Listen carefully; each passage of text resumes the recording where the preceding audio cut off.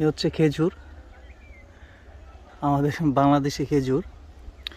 তো কি পরিমাণের ফলন আসছে এটা আসলে অকল্পনীয় একটা বিষয়, দেখেই ভালো লাগতেছে যে আমাদের দেশের মাটিতে এই পরিমাণের খেজুর হয়। হ্যাঁ, এই যে খেজুর, হ্যাঁ দেখার মতো, খুবই সুন্দর।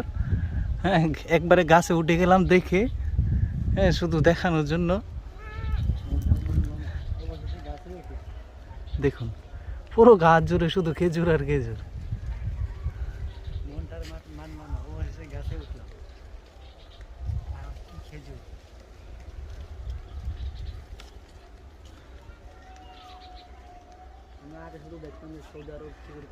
এই খেজুর যদি বাণিজ্যিকভাবে দেশে চাষ করা যায়